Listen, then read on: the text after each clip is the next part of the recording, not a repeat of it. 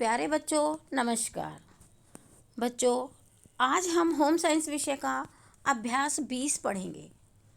अभ्यास 19 जो है वो आपके कोरोना वायरस के चलते हुए आपके कोर्स में कम कर दिया गया है। इसीलिए आज हम अभ्यास 20 जिसका नाम है गृह परिचर्या तथा परिचारिका के गुण, इस अभ्यास को आज हम पढ़ेंगे। सबसे पहले मैं आपको जो अभ्यास का नाम है गृह परिचर्या तथा परिचारिका के गुण, इसका अर्थ बता देती हूँ। बच्चों, जैसा कि आपको मालूम ही है कि गृह शब्द का अर्थ होता है घर और परिचर्या शब्द का अर्थ होता है रोगी व्यक्ति की देखभाल करना।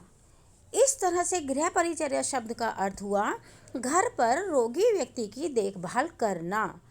अब दूसरा शब्द है हमारा परिचारिका। परिचारिका जो भी घर का व्यक्ति रोगी व्यक्ति की देखभाल करता है, यदि कोई महिला या लेडी जो है रोगी व्यक्ति की देखभाल करते हैं तो उसको परिचारिका कहते हैं। लेकिन यदि कोई पुरुष या कोई लड़का रोगी व्यक्ति की देखभाल करता है तो उसे परिचारक कहा जाता है। इंग्लिश में हम परिचारिका को नर्स शब्द के नाम से जानते हैं। चलिए अब हम अपना चैप्टर शुरू करते हैं। गृह परिचर्या। गृह परिचर्या का विभिन्न रोगों से छुटकारा दिलाने में प्रमुख स्थान है। कभी कभी ऐसा भी देखा गया है कि विभिन्न रोगों को ठीक करने में चिकित्सा का उतना महत्व नहीं होता जितना कि उत्तम परिचर्या का होता है। उत्तम परिचर्या का मतलब होता है, कहने का तात्पर्य है कि रोगी व्यक्ति की जो घर पर देखभाल की जाती है उसको हम गृह परिचर्या कहते हैं। और कभी कभी ऐसा होता है कि दवाई के साथ साथ यदि रोगी व्यक्ति की घर पर अच्छी तरह से देखभाल की जाए तो उसे शीघ्र ही आराम हो जाता है। दवाई के साथ साथ रोगी व्यक्ति की समय समय पर देखभाल करना, उसको समय पर दवाई देना, उसको खाना देना, उसको नहलाना, उसको साफ सफाई रखना, मल मूत्र इत्यादि के लिए उठाना, इन सब और प्रेम पूर्वक उसके साथ व्यवहार करना, उसको सांत्वना देना कि तुम जल्दी ठीक हो जाओगे, ये सब जो है व्यवहार जो है कभी कभी रोगी व्यक्ति को बहुत अधिक जल्दी से ठीक कर देता है। तो ये जो हमारे रोगी व्यक्ति के साथ जो उसकी देखभाल का कार्य होता है, समय समय पर दवाई देना, नहलाना, उठाना, बैठाना इत्यादि, तो ये सब जो है गृह परिचर्या के अंतर्गत आते हैं। रोगी की देखभाल एवं सेवा शुश्रूषा करना अत्यंत आवश्यक होता है।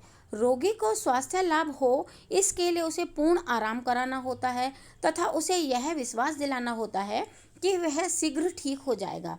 यह कार्य जो है बच्चों परिचारिका या परिचारक ही कर सकते हैं कि ये जो रोगी को समय समय पर दवाई देना, नहलाना, उसके कपड़े बदलना, उसके बिस्तर बदलना, उसके कमरे की सफाई करना, थोड़ा सा उसके साथ समय भी व्यतीत करना और उसको हिम्मत दिलाना कि आप जल्दी ही ठीक हो जाएंगे, ये जो सारे कार्य होते हैं, ये कार्य जो हैं एक परिचारिका के होते हैं।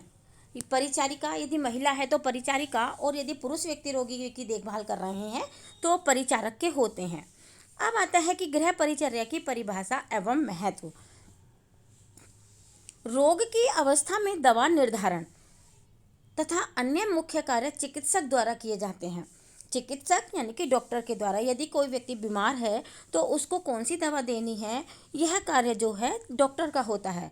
परंतु रोगी की निरंतर देखभाल करना, सेवा शुश्रूषा, रोगी को समय पर दवा, भोजन आदि देना अनिवार्य कार्य हैं।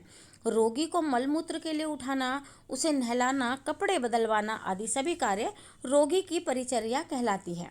यानी कि दवा का जो है रोगी को देख कर उसकी दवा का निर्धारण करना तो डॉक्टर का काम होता है, लेकिन बाकी जो भी कार्य मैंने पढ़े हैं वो सब जो कार्य होते हैं वो एक परिचारक के होते हैं। अतः घर पर ही जो रोगी को दी जाने वाली हर प्रकार की सुविधा और देखभाल को गृह परिचर्या कहते हैं।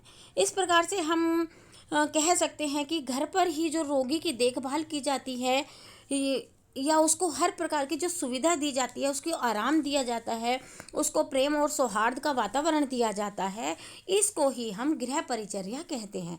रोगी को प्रेम का वातावरण इसलिए दिया जाता है जिससे कि रोगी व्यक्ति जल्दी से ठीक हो जाए। यदि उस पर हम अकड़ अकड़ कर ऐंठ मरोड़ करके कहेंगे खाता हो दवाई खा ले, नहीं खाना है तो मत खा, ठीक होना है तो खा ले, नहीं खाना हो तो मत खा, ऐसे में जो होता है कि रोगी व्यक्ति एक तो बीमारी के कारण चिड़चिड़ा है और ऊपर से हमारा ये जो इस तरह का बात करने का ढंग होता है उससे रोगी व्यक्ति और भी ज़्यादा परेशान हो जाता है। तो हमें रोगी व्यक्ति के साथ इस तरह का व्यवहार नहीं करना है। रोगी को नहलाना धुलाना, समय पर दवाई देना, भोजन देना, उसके बिस्तर बदलना, उसके साथ प्रेम से बातें करना, तो ये सब जो है गृह परिचर्या के अंतर्गत आते हैं। रोगी की देखभाल करना एक महत्वपूर्ण कार्य है। रोगी को चिकित्सक द्वारा कितनी ही अच्छी दवाइयाँ क्यों न दी जाएं, परंतु उसकी पर्याप्त देखभाल नहीं हो पा रही है तो उसको शीघ्र रोगमुक्त होना कठिन होता है। कहने का मतलब है कि यदि रोगी व्यक्ति को हम बहुत अच्छे से अच्छे डॉक्टर को दिखा लें, लेकिन डॉक्टर को का काम तो केवल देखना होता है और दवाइयाँ लिखकर पर्चा बना के देना होता है, तो डॉक्टर अपना काम करके चला गया, लेकिन हमने उसको समय पर दवाइयाँ नहीं दी, डॉक्टर के बताए अनुसार उसको परहेज़ का खाना नहीं दिया और उसकी देखभाल नहीं की, तो इससे तो जो है रोगी व्यक्ति ठीक नहीं होगा। केवल दवाइयाँ जो हैं वो रोगी व्यक्ति को ठीक करने में सहायक नहीं होती, बल्कि जो नर्स का व्यवहार होता है, जो देखभाल करने वाला व्यक्ति होता है, उसका व्यवहार भी रोगी व्यक्ति को ठीक करने में 50% तक लाभदायक होता है। चिकित्सक रोगी के लिए आवश्यक निर्देश, जैसे कि दवाइयाँ कब, कैसे और कब दें, भोजन किस प्रकार का हो, रोगी की मलहम पट्टी कैसे हो, रोगी का तापक्रम कब लें आदि देकर चला जाएगा। यह सभी कार्य गृह परिचर्या के अंतर्गत आते हैं।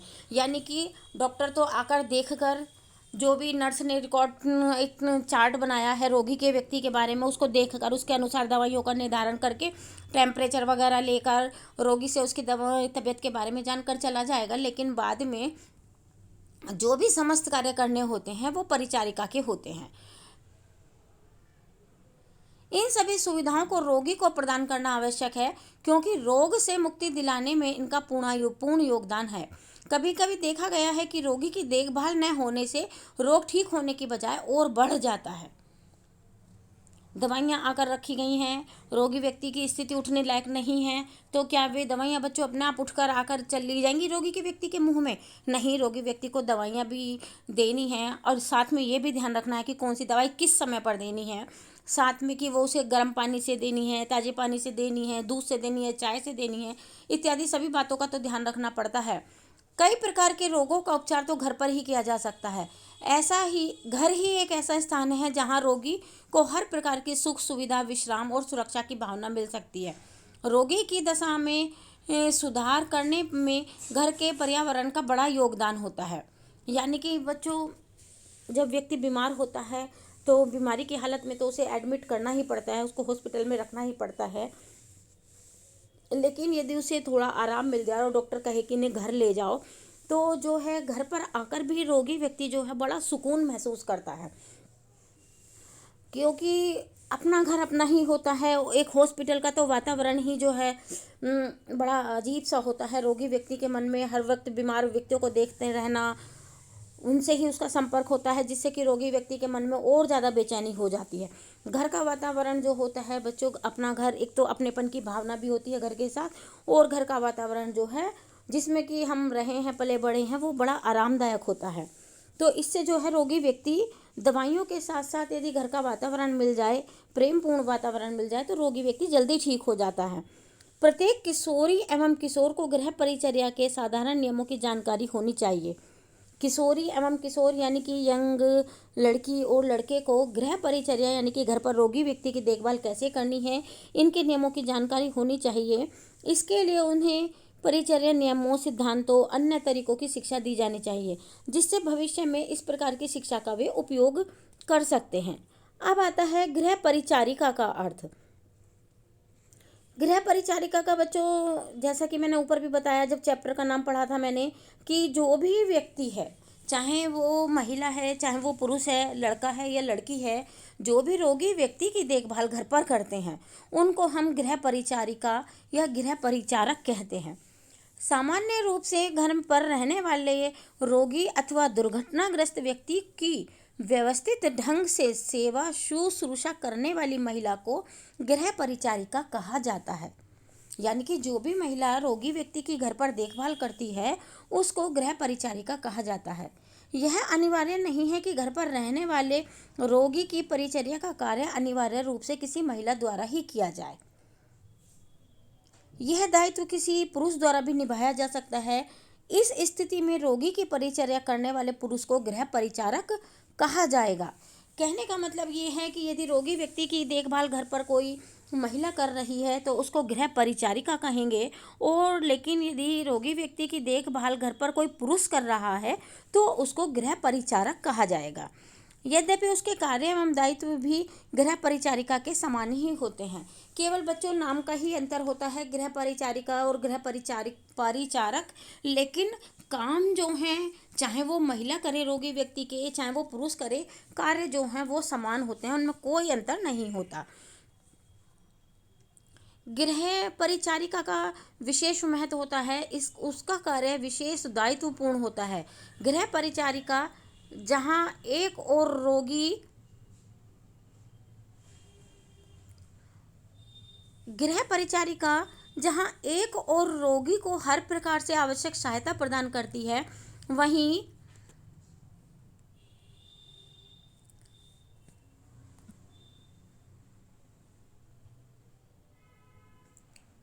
गृह परिचारिका जहां एक और रोगी को हर प्रकार की आवश्यक सहायता प्रदान करती है, वहीं दूसरी ओर चिकित्सक के निर्देशों का भी पालन करती है। यानी कि रोगी व्यक्ति की हर तरह से देखभाल भी करती है, लेकिन साथ साथ चिकित्सक यानी कि डॉक्टर ने जो भी आवश्यक दिशा निर्देश दिए हैं उनका भी पालन करती है। वह चिकित्सक द्वारा बताई गई विधि के अनुसार रोगी को दवा एवं भोजन आदि देती है। बच्चों, जो भी डॉक्टर बताते हैं रोगी व्यक्ति को कि ये दवाई आपको सुबह के टाइम देनी है, ये दोपहर को, ये शाम को देनी है, ताज़े पानी से देनी है या चाय से देनी है, इसका भी ध्यान जो है वो एक परिचारिका ही रखती है। और जो भी डॉक्टर के अनुसार बताया गया परहेज का खाना होता है उसका भी ध्यान जो है वो परिचारिका को ही रखना होता है। डॉक्टर के बताए अनुसार ही रोगी व्यक्ति को खाना दिया जाता है। खाना जो है उसको सामान्य व्यक्ति के समान नहीं दे सकते, क्योंकि रोगी व्यक्ति को सामान्य व्यक्ति के अनुसार दिया गया खाना जो है वो नुकसान पहुंचाता है। यदि डॉक्टर ने दलिया खिचड़ी बताए हैं, ब्रेड बताई है, बिस्किट बताया, दूध बताया या फल बताए हैं, तो उन्हीं के अनुसार जो है गृह परिचारिका जो है रोगी व्यक्ति को भोजन भी देती है। इसके अतिरिक्त गृह परिचारिका ही चिकित्सक को रोगी के विषय में समस्त आवश्यक सूचनाएं प्रदान करती है। अब इसके अलावा एक तो रोगी व्यक्ति को डॉक्टर के बताए अनुसार परिचारिका दवाइयाँ देती है, उसके साथ साथ जो भी डॉक्टर ने खाने के लिए बताया है वो भी देती है। इसके अलावा जब डॉक्टर जो है दिन में 2 बार विजिट पर आते हैं, सुबह और शाम, रोगी व्यक्ति के बारे में जानकारी लेने के लिए, तो पूरे दिन का जो भी उसका बीपी कितना रहा, उसको बुखार आया या नहीं आया, आया तो कितना टेम्परेचर हुआ इत्यादि जो भी डॉक्टर को जानकारी चाहिए, वो सब आवश्यक सूचनाएं जो हैं वो भी केवल नर्स ही डॉक्टर को प्रदान करती है। गृह परिचारिका की इन भूमिकाओं को ध्यान में रखते हुए ही उसे चिकित्सक तथा रोगी के मध्य की कड़ी के रूप में स्वीकार किया जाता है। यानी कि जो रोगी व्यक्ति की जो देखभाल की जाती है, दवाई, भोजन, डॉक्टर के द्वारा जो भी बातें पूछी जाती हैं वो भी जो है नर्स ही डॉक्टर को बताती है। तो इन सब कार्यों को दृष्टिगत रखते हुए ही रोगी और डॉक्टर के बीच में नर्स की भूमिका जो होती है वो एक कड़ी के रूप में होती है, मध्य की कड़ी के रूप में होती है। यानी कि इन दोनों को जोड़े रखने का काम जो है वो नर्स ही करती है। यही नहीं, रोगी के शीघ्र स्वस्थ होने में भी गृह परिचारिका का उल्लेखनीय योगदान होता है। यदि परिचारिका जो है रोगी व्यक्ति की अच्छी तरह से प्रेम भाव से सेवा करती है, उसका व्यवहार जो है मृदुभाषी है, उसकी भाषा जो है मृदुभाषी है, उसका व्यवहार जो प्रेमपूर्ण है, तो इससे भी जो है रोगी व्यक्ति शीघ्र ही ठीक हो जाता है। अब आता है गृह परिचारिका के आवश्यक गुण। यानी कि जो भी महिला जो है घर पर रोगी व्यक्ति की देखभाल कर रही है, उसके अंदर कौन कौन से गुण होने चाहिए। बच्चों, तो पहला तो गुण इन्होंने बताया है उत्तम स्वास्थ्य है। यानी कि जो भी नर्स जो है घर की महिला रोगी व्यक्ति की देखभाल कर रही है, उसका स्वास्थ्य भी जो है उत्तम होना चाहिए। यानी कि शारीरिक दृष्टि से उसको स्वस्थ होना चाहिए। यदि जो है रोगी व्यक्ति की देखभाल करने वाली महिला खुद बीमार है या खुद ही वो अस्वस्थ है, तो वो क्या रोगी व्यक्ति की देखभाल करेगी। परिचारिका के लिए यह आवश्यक है कि उसका स्वास्थ्य उत्तम हो। यह गुण 2 दृष्टिकोणों से आवश्यक है। प्रथम कारण यह है कि परिचारिका को निरंतर तथा अधिक कार्य करना पड़ता है। यानी कि जो नर्स है या परिचारिका है, उसका उत्तम स्वास्थ्य जो है दो दृष्टिकोणों से अति महत्वपूर्ण है। पहला तो उसे बहुत अधिक कार्य करना पड़ता है और उसे रोगी के अनेक छोटे बड़े कार्य भी करने पड़ते हैं तथा दिन रात सेवा के लिए तत्पर भी रहना पड़ता है। ये समस्त कार्य वही व्यक्ति कर सकता है जिसके स्वयं का स्वास्थ्य उत्तम हो।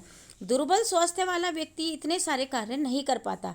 इसके साथ ही साथ यदि परिचारिका का स्वास्थ्य अच्छा नहीं है तो इस बात की भी निरंतर आशंका बनी रहती है कि उसे रोगी व्यक्ति से रोग का संक्रमण हो जाए।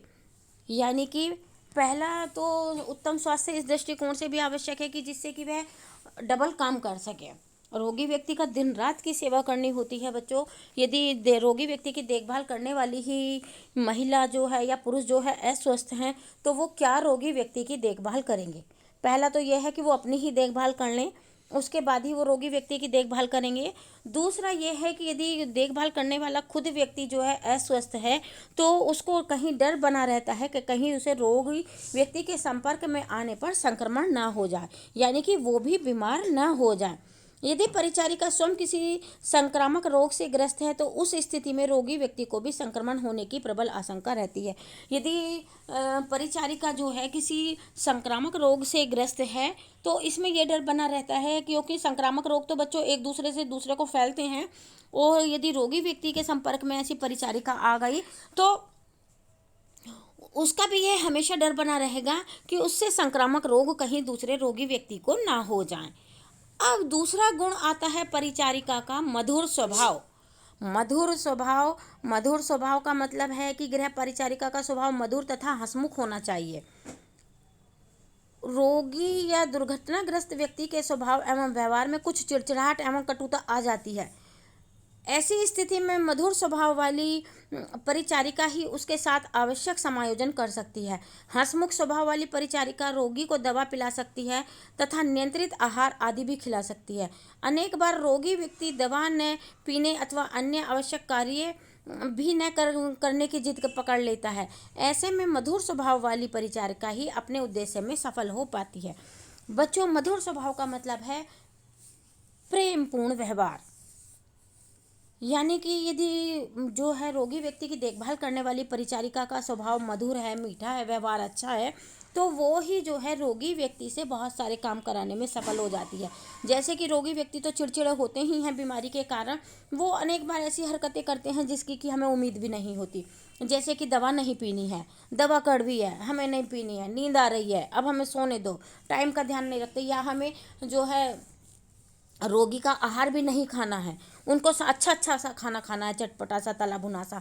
तो ऐसी स्थिति में जो मधुर स्वभाव वाली नर्स होती है वो ही जो है प्रेम से, मनुहार से रोगी व्यक्ति को दवाई भी खिला सकती है, रोगी व्यक्ति को उसके रोग के अनुसार भोजन भी खिला सकती है। लेकिन यदि उस परिचारिका का स्वभाव जो है मधुर नहीं होता तो वह कहती है खाती हो तो खा दवाई, नहीं खाता मत खा, ठीक होना होगा, खाएगा 10 बार खाएगा, ऐसे कह के छोड़ कर चली जाती हैं।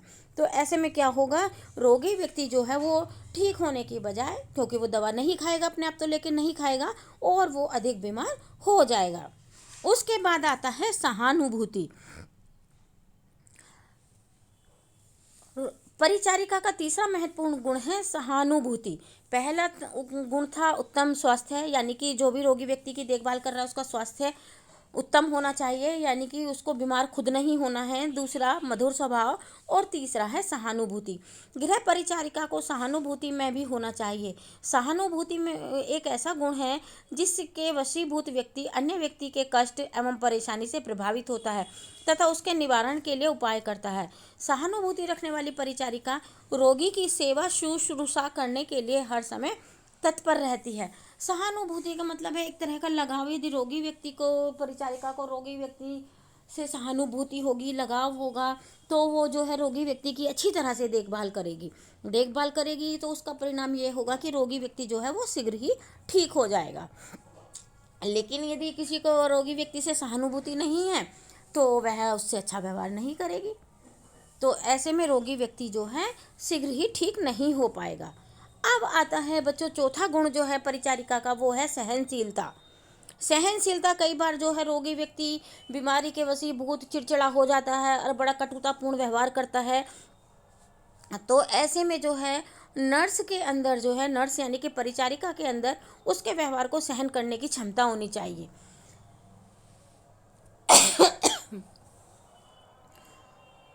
गृह परिचारिका को सहनशीलता के गुण से भी संपन्न होना चाहिए। अनेक बार कुछ ऐसी परिस्थितियां उत्पन्न हो जाती हैं जिसमें परिचारिका को रोगी से अच्छी बुरी बात सुननी पड़ सकती हैं तथा उसके प्रतिकूल व्यवहार को भी सहन करना पड़ता है। कभी कभी उसे चिकित्सक की कटुता का भी सामना करना पड़ सकता है। इन परिस्थितियों में सहनशील परिचारिका ही स्थिति को संभाल सकती है। यानी कि कई बार ऐसा होता है कि रोगी व्यक्ति तो रोग के कारण चिड़चिड़ा होता ही है, वो भी व्यवहार अच्छा नहीं करता, और डॉक्टर भी जो आते हैं वो भी व्यवहार अच्छा नहीं करते। तो ऐसे में जो सहनशील परिचारिका होगी वो ही उनके इस तरह के व्यवहार को सहन करके रोगी व्यक्ति की अच्छी तरह से देखभाल कर पाएगी। लेकिन जिस परिचारिका में सहनशीलता का गुण नहीं है वो रोगी की अच्छी तरह से देखभाल नहीं करेगी। अब आता है बच्चों समझ एवं दूरदर्शिता। परिचारिका का कार्य पर्याप्त कठिन एवं दायित्वपूर्ण होता है। इस स्थिति में यह आवश्यक है कि वह अपने कार्य की पर्याप्त समझ रखता हो तथा उसमें निपुण हो। यानी कि रोगी व्यक्ति की देखभाल करने के लिए क्या क्या जरूरी है, कार्य करने, कौन कौन से कार्य करने जरूरी हैं, इसकी समझ उस परिचारिका को या परिचारक को होनी जरूरी है। दूरदर्शिता यानी कि दूर की बात को पहले से ही सोच लेना, समझ लेना, ये वाला गुण भी जो है परिचारिका के अंदर होना चाहिए। अनेक बार रोगी की स्थिति का पूर्वानुमान लगाना आवश्यक होता है। पूर्वानुमान यानी कि आने वाले समय में क्या स्थिति हो सकती है उसका पहले से ही अनुमान लगाना जरूरी है। पूर्वानुमान का मतलब होता है पहले से ही किसी बात का अनुमान लगा लेना। अब आता है सूक्ष्म निरीक्षण शक्ति। परिचारिका का छठा गुण जो है वो है सूक्ष्म निरीक्षण शक्ति। यानी कि परिचारिका को सूक्ष्म निरीक्षण शक्ति संपन्न भी होना चाहिए। अनेक बार रोगी के कुछ ऐसे लक्षणों को भी जानना आवश्यक होता है जो सूक्ष्म होते हैं तथा सामान्य अवलोकन द्वारा ज्ञात नहीं होते। रोगी के अंदर कुछ ऐसे भी लक्षण पैदा हो जाते हैं जिनको कि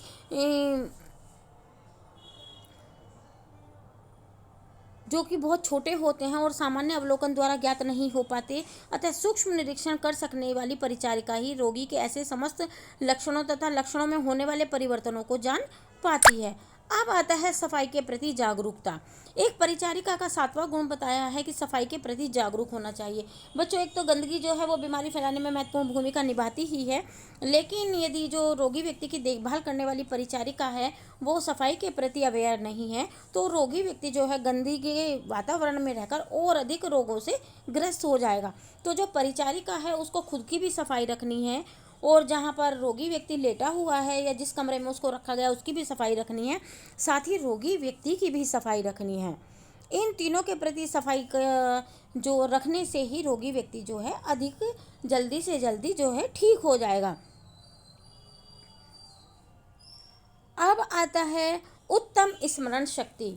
उत्तम का मतलब होता है बच्चों अच्छी, और स्मरण माने होता है याददाश्त। यानी कि जो परिचारिका होती है उसका आठवां गुण जो है उसके अंदर जो है अच्छी याददाश्त की ताकत होनी चाहिए। गृह परिचारिका की स्मरण शक्ति उत्तम होनी चाहिए तथा उसमें बातों को भूल जाने की आदत नहीं होनी चाहिए। वास्तव में रोगी के विषय में चिकित्सक द्वारा समय समय पर परिचारिका को विभिन्न निर्देश दिए जाते हैं। इन निर्देशों के अनुसार परिचारिका को अनेक कार्य सही समय पर ही करने पड़ते हैं, इसीलिए उसे समस्त कार्यों को सही समय पर पूरा करने के लिए परिचारिका की स्मरण शक्ति जो है उत्तम होनी चाहिए। यानी कि रोगी व्यक्ति के बहुत सारे कार्य हैं जिनको कि समय के अनुसार ही करना है।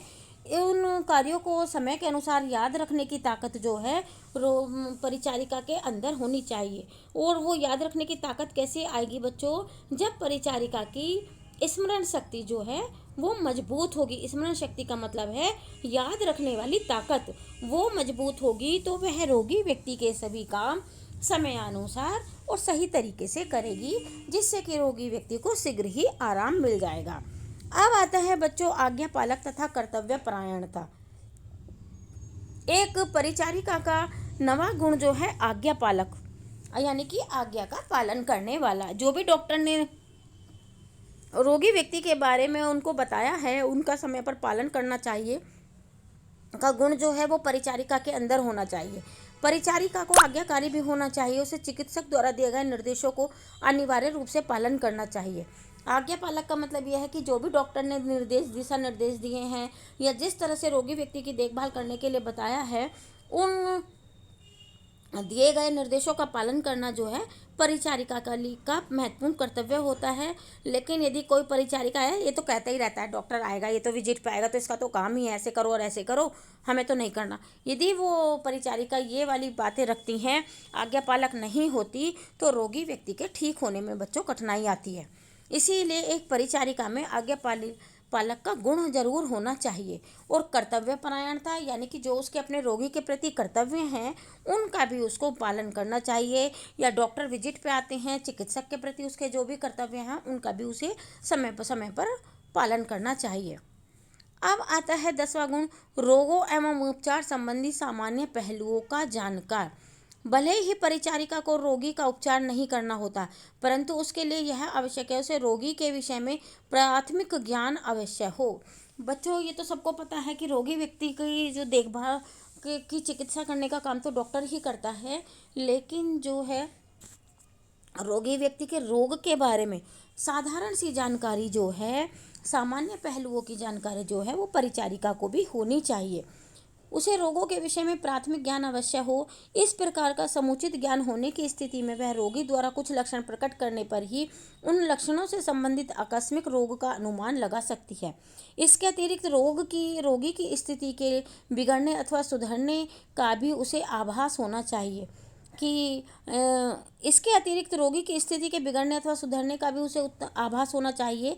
परिचारिका से यह अपेक्षा की जाती है कि वह इस प्रकार की सूचनाएं तुरंत चिकित्सक को प्रेषित करे। यानी कि रोगी व्यक्ति की सामान्य रूप से तो देखभाल कर ही रही है परिचारिका, लेकिन यदि कई बार स्थिति होती है कि अचानक ही रोगी व्यक्ति की बिगड़ जाए, तो उसको पता होना चाहिए कि रोगी व्यक्ति की स्थिति बिगड़ गई है या रोगी व्यक्ति की स्थिति में सुधार आ रहा है, तो भी इस बात की जानकारी जो है वो परिचारिका को होनी चाहिए कि रोगी व्यक्ति की स्थिति जो है पहले से सुधर रही है या बिगड़ रही है, जिससे कि वो जानकारी जो है चिकित्सक को दे सके। आज के लिए बच्चों इतना ही, बाकी मैं आपको कल पढ़ाऊँगी।